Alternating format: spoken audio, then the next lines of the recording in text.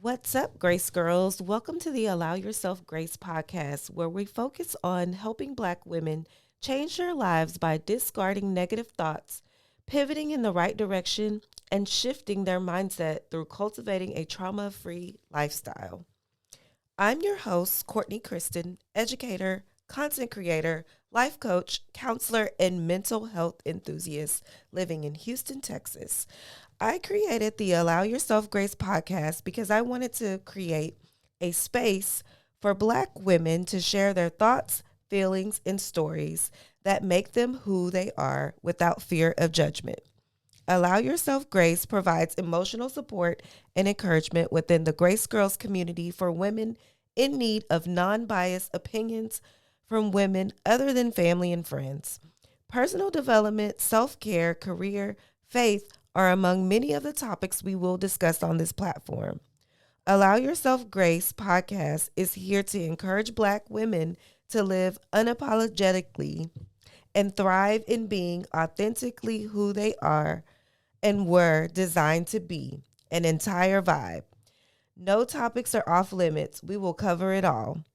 Now, grab a notebook, pen, sit back, and enjoy the show.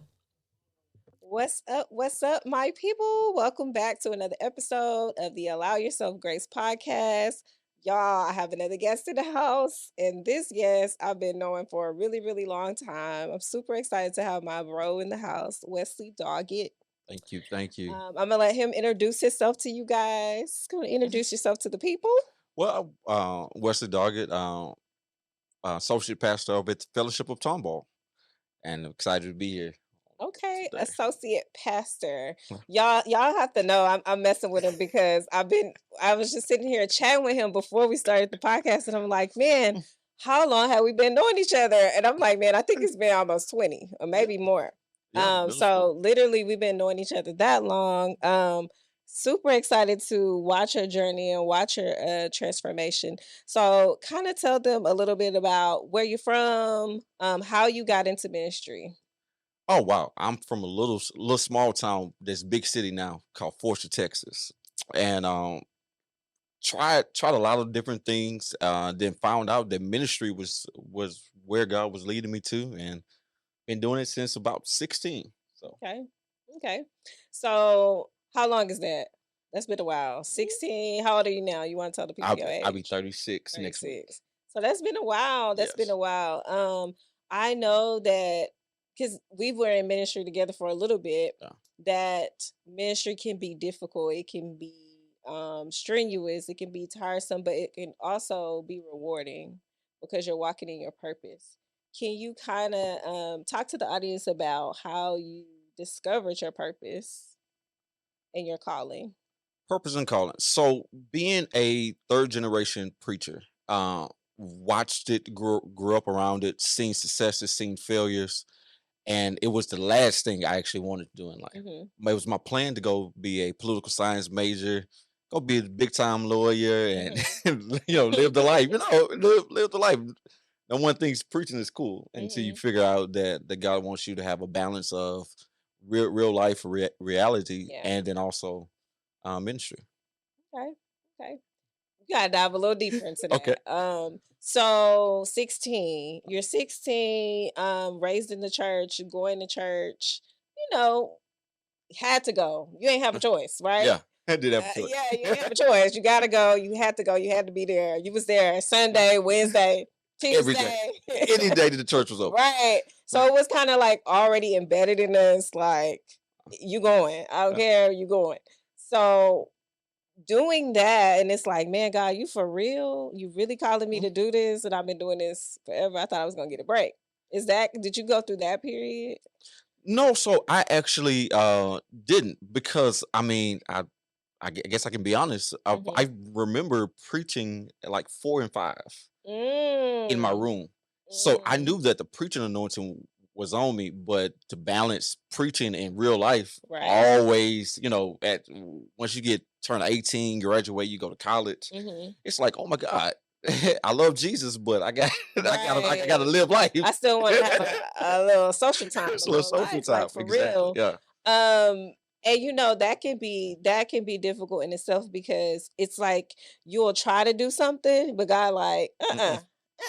This ain't for you, bro. no, this This ain't for you. is not for you. Yeah, He said, I set you apart, right? yeah. And so how did that feel like when you kept trying to like doing what you wanted to do, but then God was like, Uh, it was difficult. hmm Because at home you are traditionally, you have that foundation and you right. have that leash that your parents keep you on. But hmm once you begin to grow up and when you begin to look at real life, you be like, oh no, I'm in college.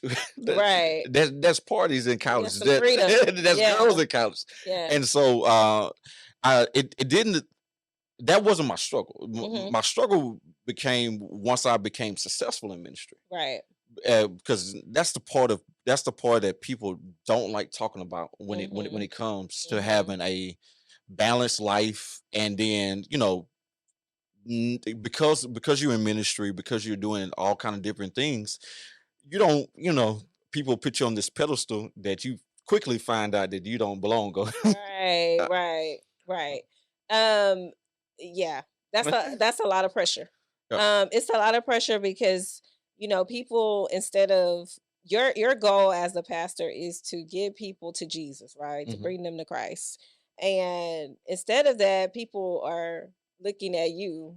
Sometimes people are idolizing you instead of I'm here representing God, right? Yeah, And so they're kind of looking at you to be God, really, to yeah. be perfect and to have it all together.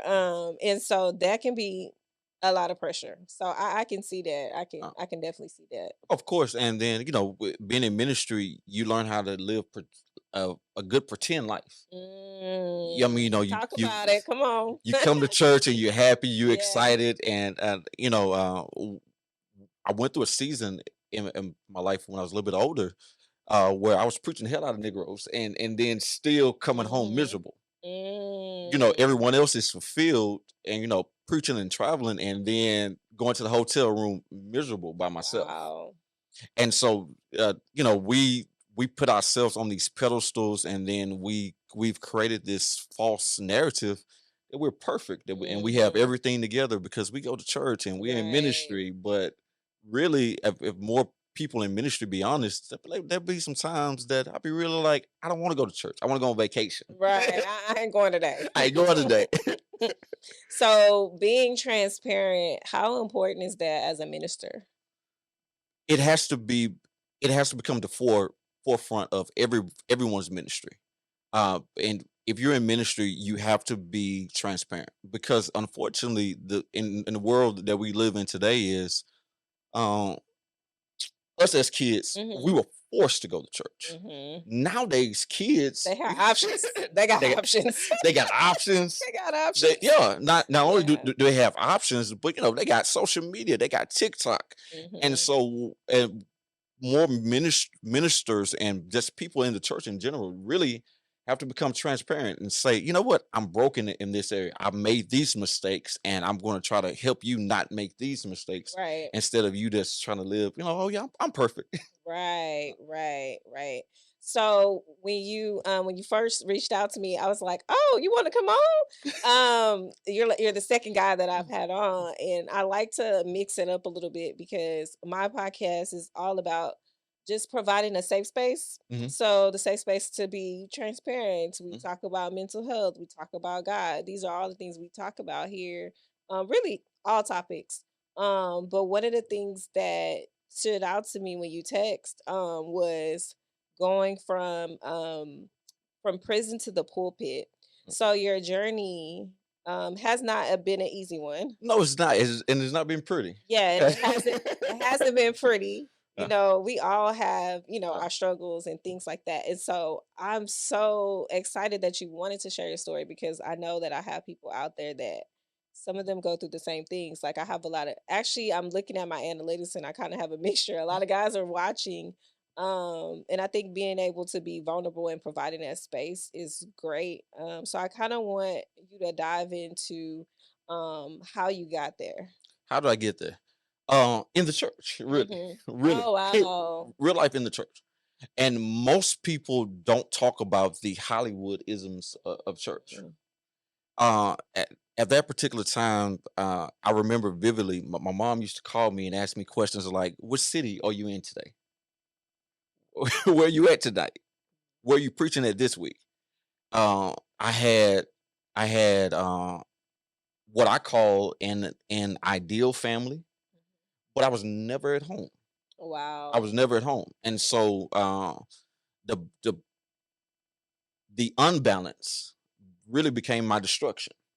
Because I took over church uh, in Dallas Fort Worth area, and it was successful and doing all this kind of thing. And then I woke up one day and said, "Hey, I can make more money on the road. I Mm. don't want to come back to Dallas Oh, wow. on Saturdays on Sundays Mhm. for church." I made up. I just said, you know what? It's fun on the road. I don't have no one that can hold me accountable. I'm doing whatever I want to do. I'm making what kind of money I want to make. I'm living in the neighborhood that I Mhm. want to live in. I'm driving a Mercedes. I'm like, I got it good. Right. Got it good. Didn't have to work a secular job. And I was, living that life. And what happened was I never forget, it was I want to say 2017, 2018. I woke up one day and said, "Well, I don't want to be a pastor no more." Mm. I said, "No, Not doing it. not doing it, not doing it. No, for real." Literally checked out. I put the church I was at on like a stream. Mhm. I, uh, I think that some of my mishaps really came because I woke up one day and said, "Hey, I don't want to do this no more," and I put someone in place, Mm. but I kind of just kept my hand on it because it was comfortable, it was Right. convenient. And then after going through my divorce, I was like, okay, I'm just about to wild out. I'm about to wild Okay. out. You going crazy. I'm You about to going wild out. crazy. No, for real. I made up my mind. Mm. I said, you know what? I'm gonna preach on Sunday and do everything that I'm big and bad enough to do. Mm. Okay. Yeah. How'd that work How out? did that work out? Explain. How did that work out? Um, really, it was I really say it was God's plan. So you thought you had it under control. I thought I had everything under control. Thought, okay, I'm a preach guy because that's what you want me to do. But then I'm gonna do what Wesley want to Well, do, exactly. and we all know how that worked out. Yeah. And so got myself into a crazy situation. Mhm. And so I gotta talk to you fellas. When you find yourself in a crazy situation, I was in a relationship with someone who liked me, but loved the benefits of me. Loved the Mm. benefits of me.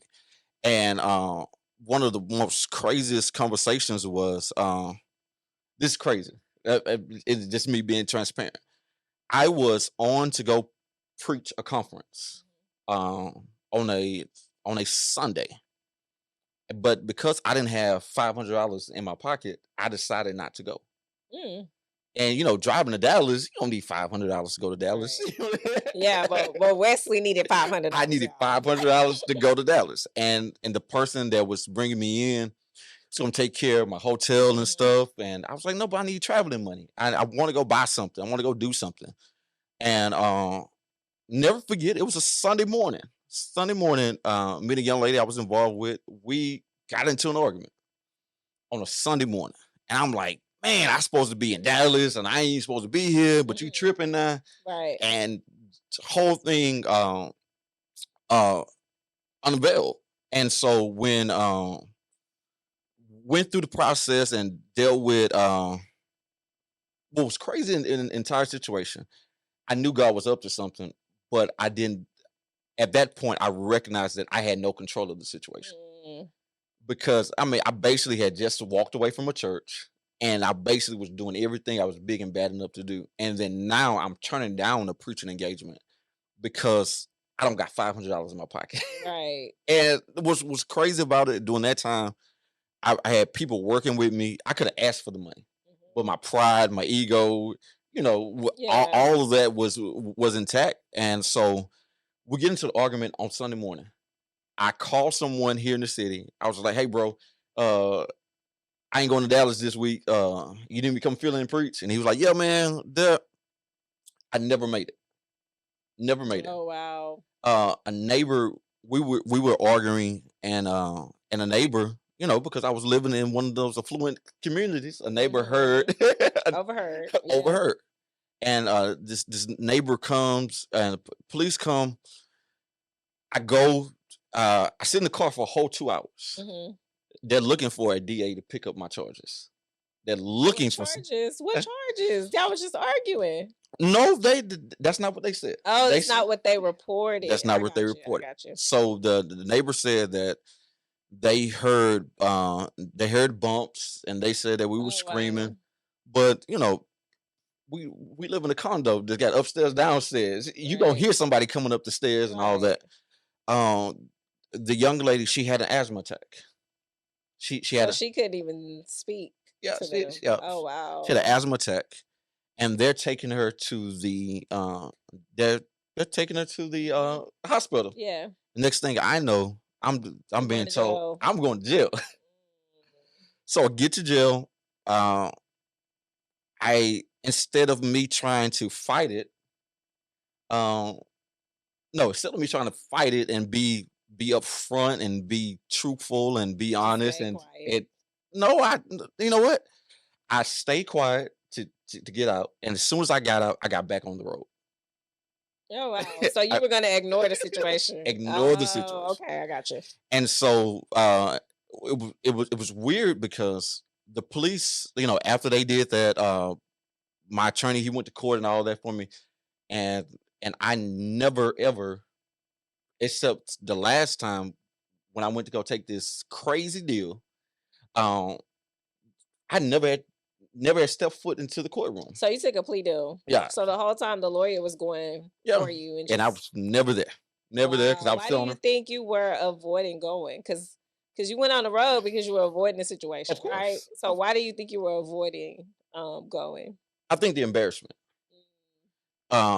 At that time, my preaching career was doing this. I was trying to get into some community activist stuff, and I did not want that stain because anybody that knows Wesley would say, "Who are you talking about?" Because I'm over here like, "Who is that? You? Not Wesley." But so you see where that, yeah. So I can see where he's like, "Wait, what? Not me. What are people gonna think? What are people gonna say?" Because I have this. Well, you're creating a legacy. Yeah. And you still are, but it's like I have this vision for myself. I have this vision for my life. I know the calling on my life, and now all of a sudden tragedy has hit, and it's something I didn't do. Yeah. And so now you have to prove like that you didn't do it. Yeah. And it was more convenient to take a plea deal. It was just to say I'm done with it. I'm done with it. The plea that I took was it would not be on my record. It would not be none of that. So I said, okay, I can do 6 years of probation if I stay on the road and not do this and not do that. And I think I was in Lust. I think I was in Lust. The young lady I was involved with. Super career. Okay. Super career. So you went back to her. Yeah. So yeah. Oh, okay. Now we get somewhere. Yeah. So you took the plea deal. Yeah. You took 6 years probation. 6 years probation. Okay. So you're on probation, and she's still in your ear. Yeah. Still telling me we can make it work and we can do this. God. But did they allow her a chance to speak and like give her statement of what happened after she got out of hospital? Yeah, no, because normally the state picks up the charges. Yeah. Yeah. So when the state picks up the charges, the state and the way it works is if the victim cooperates, hey, we got a conviction. Oh. If not, we got to figure out a way to still get a conviction. Wow. So with today's climate, I understand it now, right? I understand it now. But during the time I was in Lust and things were going well, she had this super career. I'm still preaching on the road. And she put it on. Huh? She put on the. Yeah. She was ready. She was ready. She was ready. Yeah. Did everything that I needed to do, and but I did not take serious. They had this clause in there for the next 6 years. Couldn't have no contact. Couldn't have no contact with it. I was like, Did you know that you couldn't have no contact with her? So Wow. so I knew it, but I had a really good attorney. And my attorney was Mm, just like, well, don't do it. But if they catch you, you in trouble. yeah. And so I was like, they don't catch me. They are, because guess what? You were in the public eye. I was in the public eye. You're in the public eye. And you're a minister. You traveling. You in front of people. Yeah. Yeah. And Yeah. so made a mistake. And I never forget, it was Christmas week. I show up my normal reporting. I show up in my normal reporting. Wow. It was Christmas week. I was like, oh yeah, I'm going on vacation. And the little lady say, yeah, you going on vacation straight to jail. I'm like, what for? I'm Oh like, wow. I got a flight booked, I got hotel paid for and all that. Like, you're not going. You Wow. like you're not going anywhere. And so it's a couple days before Christmas. And so, jail talk, everybody, man, you'll be home, be Right. home By just to get your Christmas. flat, Yeah. be home by Christmas. And so I'm going through the process and I'm in there. And what was crazy for me was they in jail, y'all, for y'all people don't know, and they have these things called prayer circles. Prayer circles. I'm like, okay. So the first couple nights, everybody else would go to prayer circle, and I'd be like, yep, not gonna do it. Yep, not gonna do it. Don't talk to me about it. Not gonna do it. And what was crazy was I ran into somebody in jail who recognized me. Wow. That ran into someone who recognized me. And so he has a conversation with somebody else in there, and he says, he's a preacher. He's a preacher. And so now I'm sitting on this bunk in Missouri County. Sitting on this bunk in Missouri County. And like I get this new name. They still call me Preacher. They still call me Preach. Preach. Okay, Preach. preach. And so I'm like, nope, I'm definitely not gonna preach up in here. I'm trying to get out of here. I'm about to go home. Right. I'm about to go home. And what was crazy was I was forced. I was forced to pray first night. The second/third night, I was forced to give a sermon. And I'm like, I wrestled with it all day long. And So the guys in there ask you. yeah. Oh wow. For hope. For hope. And what really changed my perspective about the entire situation was I was praying for people and they was going home. They was like, their charges was getting dropped. They was going home. Like I was like, oh yeah, God. Wow. I was like, I'm what? next. I'm next. No. I'm next. No. You got some more to do. I'm next. And so I went through from Christmas all the way to like middle part of January. And I never forget, it's crazy. We watched Forrest Gump like 3 or 4 times. And so I did a series, Lessons from Forrest Gump. And I'm like, God, you got me in there preaching in this jail. This ain't for me. This ain't for me. No, you ain't called me to do this. This ain't it. No, jailhouse ministry is not Right. It's not my assignment. not my assignment. And I kept watching people go home. I keep watching people go home. And so I got to a place where me and my attorney, we went to court because at that time I had no bond. So I asked the judge for $1 million bond. Wow. And the judge looks at me and he says, you can afford that. I'm like, you don't know what's in my bank account. You don't know my. And so he says, no, you can afford $1 million bond. Oh wow. I said, well, give me a $2 million bond. Mm-hmm. And he's like, no, there's something that you still have to do here. Oh. And I'm like, nah, bro. Nah, God, not you talking to the judge now, God. Yeah. And so I fight it for a few more months. And my attorney says, I don't think you're going home. I think that you're going to have to go to prison. Wow. And I'm like, me, the preacher? Me? I got to go do this? I got to go deal with this? And I went through that little phase of like, I can't believe this is my life. I done preached on major platforms. I done been among who's who. And now, God, you got me going to preach in prison.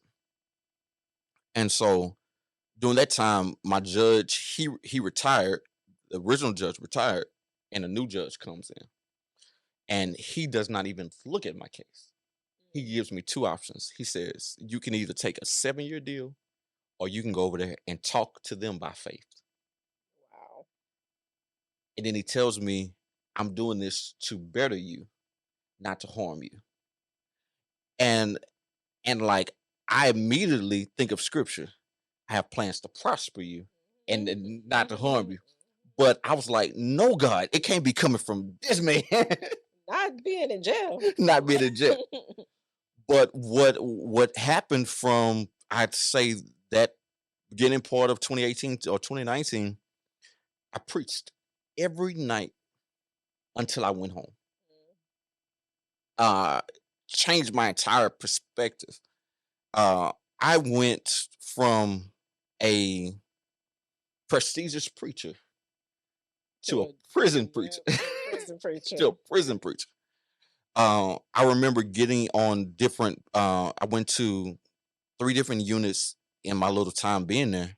I think I spent a little bit more than right at 2 years total between jail time and prison time. But the 3 units I went to, I would go to the services, and I would just sit in the back, like, yep, I don't want to be bothered. Don't want to be. Don't want to be bothered. Right. They like, you back there. Yeah, you back there. You back there. You back there. And what was crazy was everywhere I went, I met someone who I knew or they knew of me. And it's amazing how when God has his hand on your life, you have favor. Come on. I mean, so even though I was in prison, I had favor. I mean, from with different guards, with I got to choose when I worked, when I went to school. I mean, it was different people on different prison yards. That was, if you mess with him, you got to deal with us. And so I went from preached one service, and then end up having to preach on Sunday. We did about 13 services. Wow. Having to preach about 8 to 10 of them every Sunday. And but what it did was it recreated, I don't want to say a hunger, but it actually recreated a soft spot for people. Because at that, you lost it. Yeah, I really did. Because I think that people don't talk about the Hollywood of ministry, right? Yeah. And you don't have to be the Bishop Jakes. You don't have to be the one that got 10,000 members. You just got to have your phone ringing. Yeah. And we're assigned people. Yeah. So your people are your people, you know. They're, like you said, you don't have to be big, but you had your people. Yeah. And so it was what I had lost was I had lost a heart for people. Because there were some situations that I really said, oh yeah, I'm above that. Right. I'm above that. And then I had got so twisted mentally with success that I started calling myself a preaching consultant. So if I couldn't make it to this particular engagement, I would take the engagement, but I would send someone else. Yeah, come on. Go in my place. Yeah, go in my place. He's not gonna make a mistake. And that's how it was.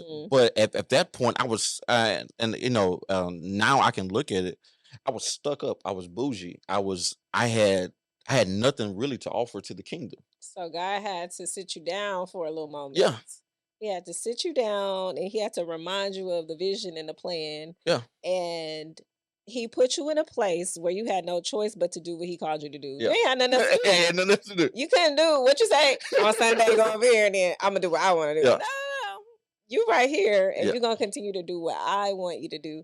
And you said something so key. When God sets you apart, he going to make sure you get the assignment done. Yeah. Whether you get it done the way you want to get it done, or Yeah. you get it the way how. Oh, you're not getting.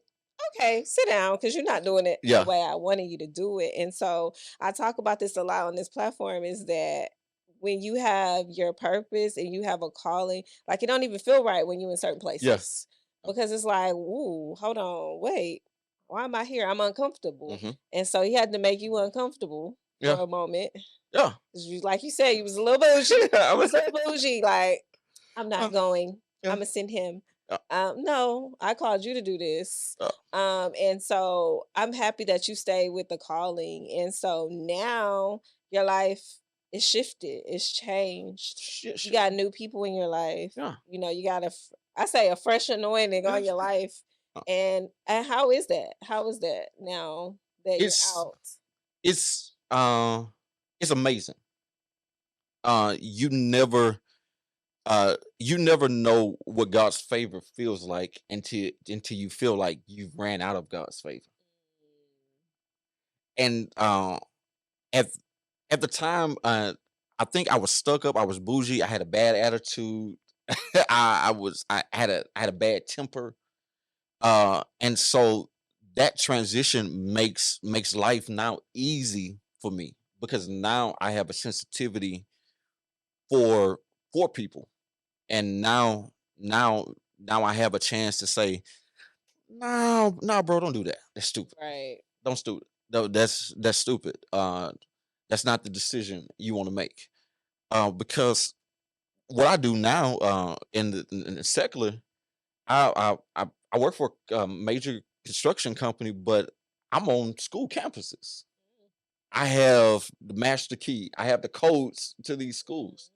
But because someone seen me and said, "Hey, I'm gonna take a chance on you," Right. and so most of the time we die in the place of where we don't feel like God's favor is. But came home humble. Um, Never in my life did I met this young man in jail. Met him in jail. I came home and I worked for McDonald's for about 3 months, Mhm. three to 6 months, and it was like, oh, you you know how to make a Big Mac, make a Big Mac, and now on the other side of it, now I'm like, God, I'm grateful because most people don't take the road of redemption. And I had to come home and have some tough conversations. I had to apologize to some people. I had to really get to the place where I was vulnerable enough to say, you know what, I was wrong. I was out of place. I loved the success. I Yeah. yeah. Yeah, and if anybody like Wesley's always been eager. He's been very eager. Like I know when we were at ministry together, you were just like, "Let me do it. I got it. I'm over here. I'm over here." And so sometimes once you get to that level of success, it's like, "Oh, I'm here now." Oh, you Yeah. know? Yeah. So now I love the place that you're in because I can see the maturity, I can see the growth. And you said something key, you apologized. Mm, You got into a place where you're vulnerable enough to say, I messed up. You took that accountability and you apologized. And a lot of people don't do that. They just want to move on. So mm. they want to get out and be like, hey guys, I'm back. I'm back. Yeah. Yeah, like nothing happened, or Yeah. you didn't hurt somebody, or you Uh, didn't say the wrong thing, or you didn't treat them a certain way. uh. So that's something that if you don't take anything away from this, please take that away because sometimes we just have to come back to a place of vulnerability and be like, hey, I'm sorry, I messed up. Mhm. No, I know I messed up. That's accountability. And that's big. That's very, very big. And so now you're an associate minister Yeah. at a church. How's that going? It is fun. It is fun. Shout out Fellowship of Tomball. If you in the Willowbrook area, meet me over there. Yeah, y'all go check it Check out. it out. Yeah. Okay. It's fun. Young, growing church allows me to be honest, Mhm, allows me to be myself, allows me to really be personable.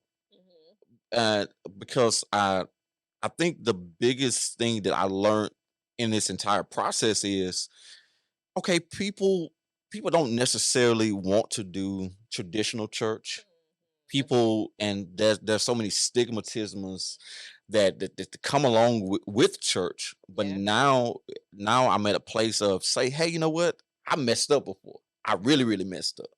And don't let this soup fool you. Right.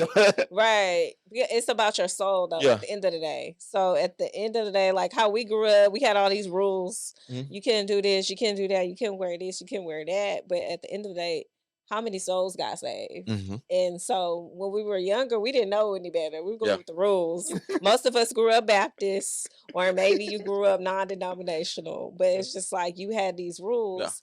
And now I think church is becoming a more comfortable place for people to come when they can see people being vulnerable like you and saying, I messed up before, Yeah. or I wear jeans to church, just come. Yeah. I don't have You don't have to have the best of Yeah. whatever to show up to church, because God, if you meet God there, He gonna make sure you get everything else that you need. Yeah. And so y'all have church when Wednesdays and Sundays? How does the schedule? Tuesdays Tuesdays? and Sundays. Okay. Tuesday at 6:30 and Sunday at 9 a.m.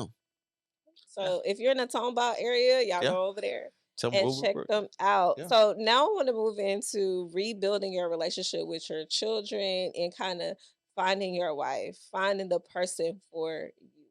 How that come out? When How did that come out? you came out, you were getting your life back on track. You had to make some amends with the kids, and then how'd you So go about that? so the girls were excited to see me. Oh, like, oh wow, wow, daddy's back. Yoo-hoo. Right, But my ex-wife, so it was like, no, right. No. Here we no, go. no, Mm, no. Where we gonna meet at? Who we gonna meet with? oh, Who? okay. What you doing? You still smell like that. They, They bringing up the past. yeah. I had to go through a humbling process with them, and it was weird because before, again, I say I was arrogant, I was hot headed. That was like when it came to my girls, I had zero tolerance. There was nothing Mm. that you could tell me Like most yeah, dads. when it came to my girls. Yeah. I'm the boss. I'm the emperor. Yeah. I'm Michael. You Tito. No, for real. And so I had to come to grips that I've been absent for 2 years, Yeah. and now they were fighting the battle of being mom and still trying to protect the identity of who I was. So where I used to be kind of hot headed with them, fly off the top real quick, I had to learn how to be humble. I had to learn how to actually communicate with them. I had to learn how to ask them those tough questions. Well, what do you think about this? How do you feel about me? How do you feel about this situation? What do you think about this situation? Went through a season of saying, "Oh, okay, if we can be friends, maybe we can rekindle this." Oh, I'm different, but initially they were like, "Nah, bro, Right. nah, I'm good. I'm Two good, years, I'm good. I'm good." Just focus on the kids, Focus on okay? the kids. Focus on Yeah. the kids. And so, initially, I did not dive back totally into ministry. So when I came home, they were happy to see me. They were everybody kind of friendly, but everybody was walking on eggshells, trying to Yeah. figure out, is he gonna do this? Is he gonna, how is he Is it gonna gonna do be the this? Yeah, same? is he gonna be Yeah. the same, or would he be different? And for about 3-4 months, they they kept a real tight leash, Mm. but I understood.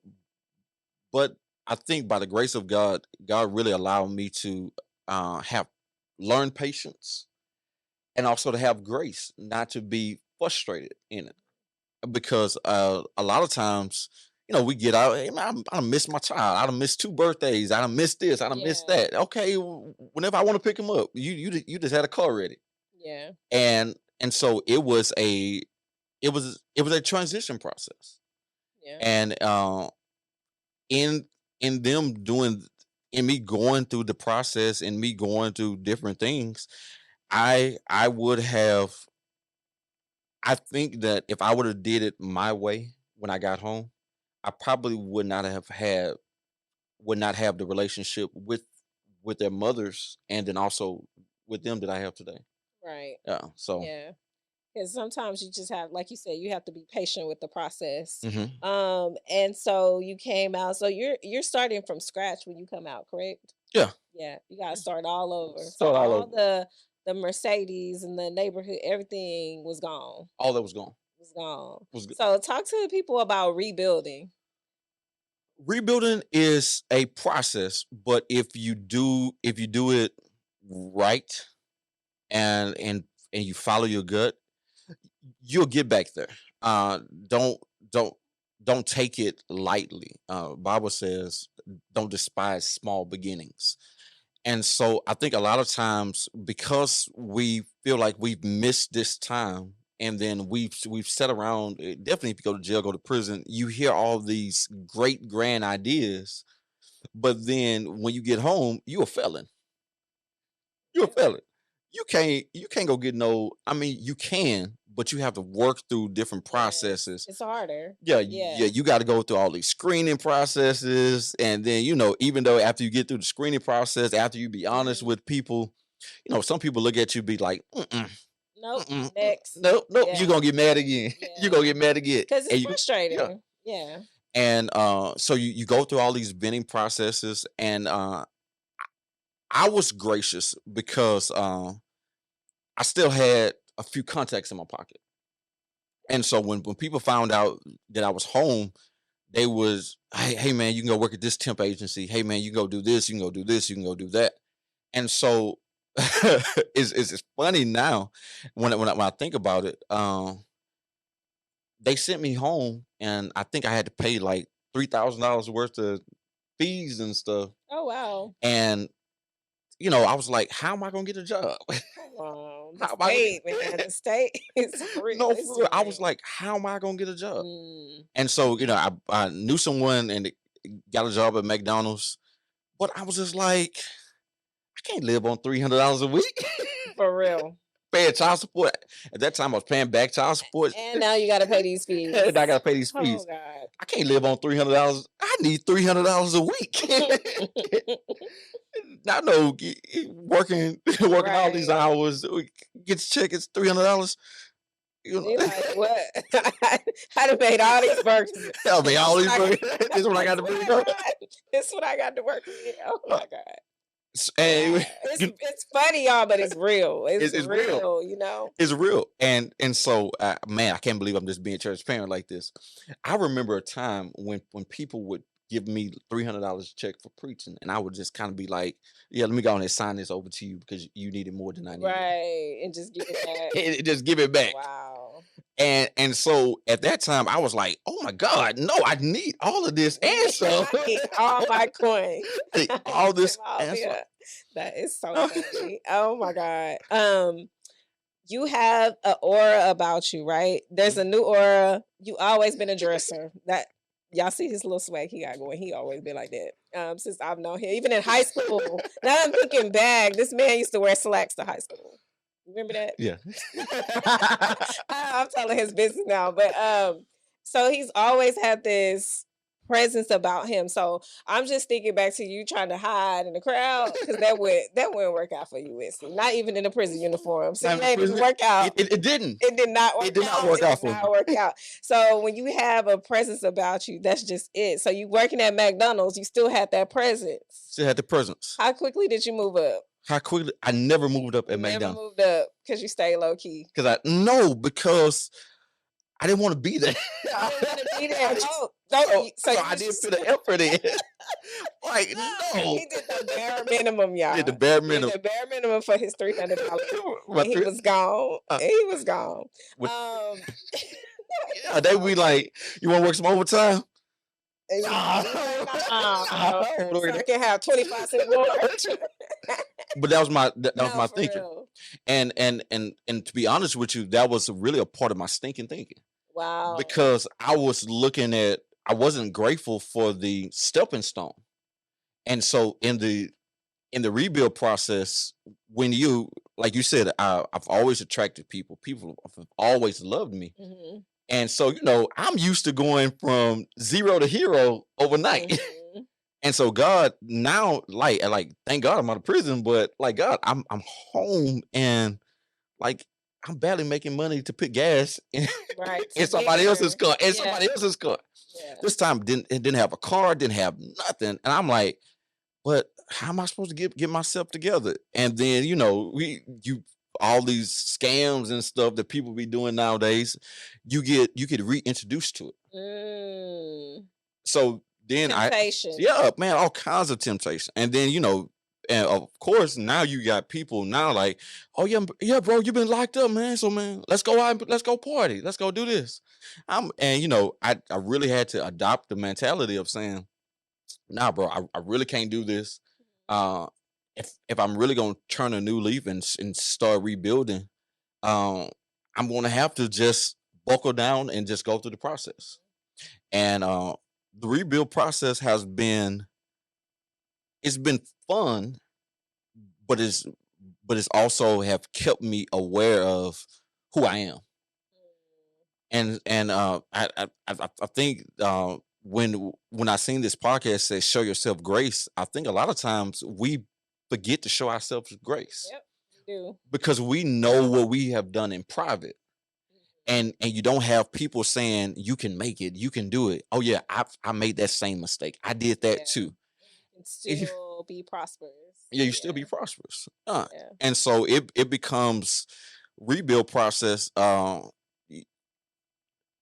I would have never thought that my rebuild process would actually look like this.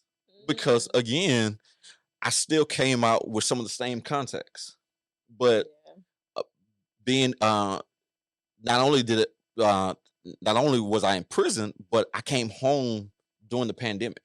Oh wow. I came home during the pandemic. So I was like, oh my God, what's this? This is like being in prison again. It's like, yeah, exactly. I was glad to be home, but I was like, we still in the pandemic. I gotta wear a mask. I can't go here. I can't do this. And so what I experienced was the same people who were calling me for revivals, they were like, nah, bro, I really can't call you no more. Yeah. Because everybody at home. Yeah. Everybody at home. So I was like, no, how do I go from making good money on the road to now working at McDonald's? And my rebuild process has been I want to say it has been challenging, but it's also have allowed me to recognize how much I've grown up. Because in the rebuild process it's never fun. Never. It's never fun. It's never as easy as people paint it out to be. Right. And or if it's easy, sometimes it's not what God is calling you to do. Right. And so I was back on this blazing trail again in the ministry. We were coming out of the pandemic, and there was several conversations was like, yeah, bro, you need to get married now. Bro, you need to tone this down. Okay, we're gonna give you about 6 to 8 months to while, but you need to. Yeah, So other ministers were telling you this. yeah, Yeah. yeah. Like it was like, well, you got to spin it this way, you got to say it this way, and you got to do it this way. And I got called to a church. I got called to a church, and 3 weeks later, they were sending me my walking papers. Because you weren't married. Not because I wasn't married, but because I told them the truth. Oh. You were honest with them But about I your was past. but I was honest up front. Yeah. I was About your past. And they about didn't like that. Because they want you to be perfect. no, you know what? Because I wouldn't give in to some of the foolishness. When I think that going to prison, this whole change has really allowed me to remember the standard. Yeah. Has to be there. You can't just get by. You Come can't on. just Come on. you can't just cut Certain corners. standards you gotta meet. Yeah, you Yeah. can't just cut corners. And I think that when they found out that I wasn't willing to cut corners anymore, I wasn't willing to preach on Sunday and live a reckless life throughout the week. When I decided that I didn't want to sleep with some of the members in the church. You That's know, powerful. they went from yes, that's our new pastor Powerful. to no, this nigga's got to go. Right. He gotta go. He ain't who we thought he Yeah. was. Wow. So when you come in somewhere, you're trying to set standards. Sometimes people don't like that. No, standards are never fun Right. because standards tell us who we are. Mhm. And when we really see who we are, we're really in between a hard place because we have to decide, am I going to be cool with being that person or am I going to change? Wow. And a lot of times it's just easy being that person. It It's is. just easier to be that It's person. easy not to have standards. Yeah. But when you have standards, you got a lot to live up to. Yeah. Let's talk about mental health because May is mental health month, and Yeah. y'all don't know that. But I want to talk about the mental piece, how that played a role in you being in prison, because you have to be able to keep your mind Yeah. intact when you're in a place like that. And then also when you got out, because now you're struggling, you're trying to rebuild, there's just a lot of changes happening. And so mental stability, you came out during the pandemic. Oh Yeah. God. And so there was a lot Yeah. to keep your mind intact. How did that work? Your How did mental that health. work? Prayer and therapy. I would not sit here and say that prayer alone works. There are some practical things that we have to do. I believe Jesus can heal all manner of diseases. I believe that God can hold your mind, but there's sometimes that you need to go get some help, and and and you have to be okay with going to get some help. And I think for me, the while I was inside, I think that part never phased me. I Mhm. I I think I recognized I was in prison when we pulled up to somewhere in the middle of a big old field. They drive us through this chain gate, and we get off the bus, and they say strip, Oh and they say strip. wow. That's when I recognized I was in prison, but I didn't recognize that I wasn't in prison until I came home. I tell my wife, I tell different people now. I there are certain situations that I have to mentally say, no, you're not there right now. You can't react like that. Because there's a total different culture there. And so I think mental health, you you have to get to the place of vulnerability. And I think that's what has kept me throughout this season of transition, the highs and the lows, um, vulnerability, being able to have people in your corner that you can say, you know what, today I feel like going off on Right. everybody. Right. Um, so when it came to mental health, I I had to do the uh, I had to do the prayer, I had to do the therapy, I had to take some time to myself. I had to figure out, uh, people make prison look like this glamorous thing, but they like you in this little cell. He stay a little low. They like you in this little area, Yeah. and you can't go outside whenever you want to. You can't eat whatever you want to. It, it, you know me. Mhm. When we did ministry, Yeah. we didn't We did fine dining, guys. fine Fine dining. dining. We did fine After dining church. after church. After church was fine dining. On the road was fine dining. Fine Yeah, for dining. real. Fine dining. Yeah. So It's an so adjustment. That was an adjustment. so for me, the best meal I had was ramen noodles and some chips. I'm like, I'm not gonna eat this. But you ate it. It was I the did. best meal you ever had. Wow. Yeah. And just the adjustments, I think with mental health, like you said, being vulnerable, like writing, journaling, Hmm. prayer, like those things really keep you going. So I'm so glad that he said that. And if you need to go to therapy, he said that in the beginning. Go. Go, like Go. go. That's why the tools are there, the people are there, they're there to help you. And so I wanted him to just speak to that a little bit because you need to go. Yeah, you need to You go. just I need to go mean, and you'll feel better.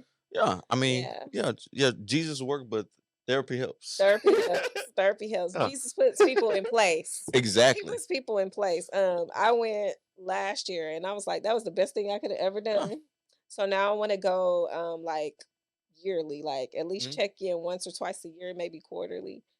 Just to make sure, everything's good. But y'all know I've had some therapists on. So if you need their info, go back to those videos because they're there. The last thing before we wrap up that I kind of want to get into is where you're going. So events and things that you have coming Mhm. up, your plans, how you're maneuvering now. How am I maneuvering now? So, I am in it for real. In this season, I am chilling at the Fellowship of Tomball Okay. right now. That's my new baby, and working hard to build that. Yeah, so I'm there. Okay. I'm there.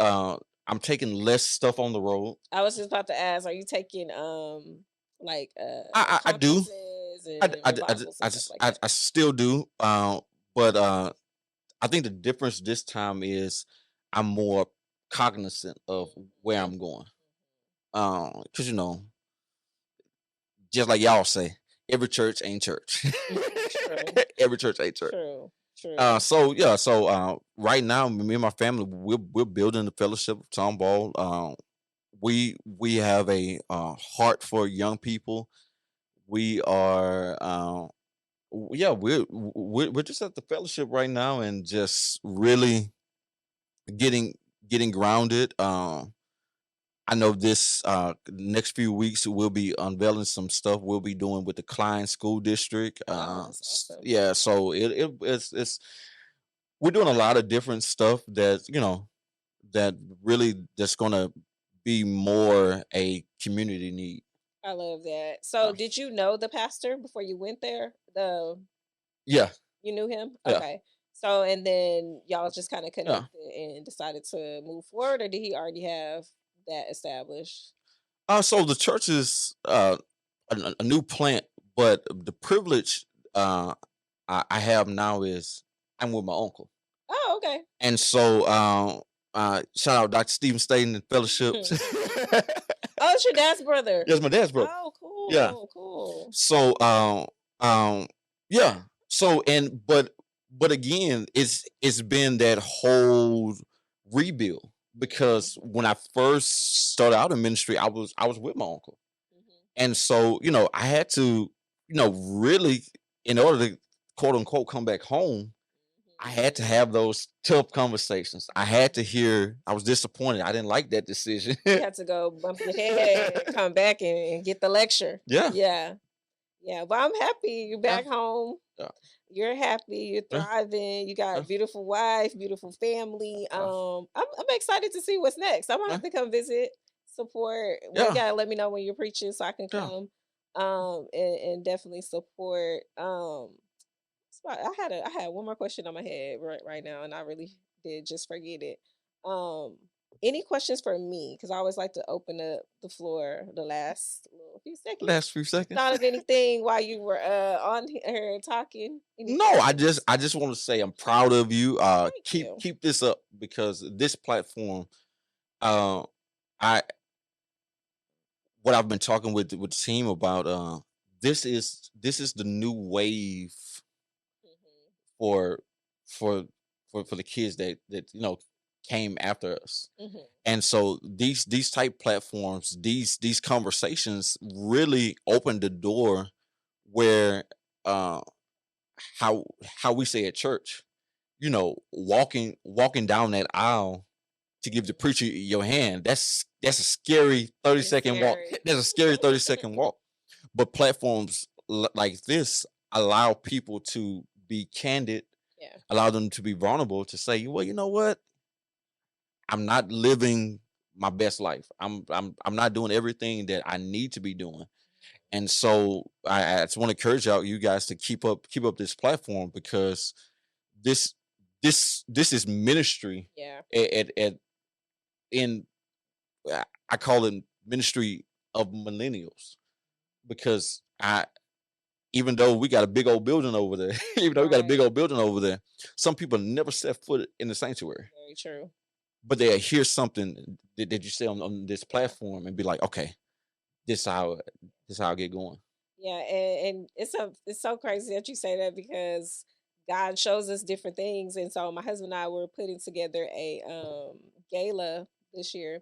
So everybody that's been on our platform, so you guys will be invited. We're gonna have a gala with with Black excellence. Of course, Mhm. we're gonna have some other people there, but just Black excellence, so that people can see people who look like them Mhm. and kind of relate, like whether you're a preacher, whether you're a teacher, whether you're an entrepreneur, whether you're, you own a business or whatever the case may be. um they can see that, Mhm. and they can see positive people doing positive things. And so, like you said, some people will never go to church, but if they could get just a little bit of Jesus from the platform, or they can see something and be like, you know what, I need to change my life. Mhm. That's what we want. And Yeah. so I'm so happy that you said that. You guys make sure that you go follow Wesley. Give him Oh, your Instagram. what is my Instagram? I I gotta don't. ask his wife, y'all. She's in the back. I don't know it. I tell y'all, wives have a hard job. They want us to remember our stuff, they stuff, everybody's stuff. Sir West B two. Sir West B two. Sir Wesley too. It will be on the screen, guys. And also, all his church information will be in the screen. Anything else you want them to know? No. Right. Oh, How yeah. was it? Y'all, I he was, was scared. I He was was scared. He was a nervous. little nervous. I was But definitely he nervous. did great. Can I Yeah. pray for the people out there? Yes. Go Can I ahead. pray for you We love guys a out good there? prayer. Oh, all right. I got the You way. always gotta go ahead. Go ahead. He gotta be him. I got it. No, let me pray. God, I'm excited and thankful for this opportunity. Thank you, God, for the courageousness of this couple who would open up their doors to do something so grand. And so now, God, I pray now even for anyone who's watching this platform, God, that's struggling with any type of addiction, any type of struggle, who want to quit, who want to give up, who want to give in, who wants to throw in the towel, who just said, I just don't feel like it today, who made every excuse in the book. But God, right now, God, even through these airways, I pray now for strength. I pray now for courage. I pray now, even God, that they're able to complete the task that you've called them to do. Now, God, we trust you so much that we know that the enemy of our souls is really sitting around listening, trying to discourage somebody. Yes. I want to remind you again, Satan, that the blood is against you, and we will get the testimony that you lose again. God, we love you. In Jesus' name we pray. Amen. Amen. Amen. Y'all. That's all we need. We'll see you guys in the next one. Peace. Peace. Yay. Well, guys, that concludes our episode. Thank you guys so much for tuning in to the Allow Yourself Grace podcast. For additional information about today's episode, please click the link in the show notes below. To learn more about our Grace Girls community and other resources we have to offer, head over to www.allowyourselfgrace.com. Until next time, Grace Girls, I love you all. Be blessed and continue to strive for success.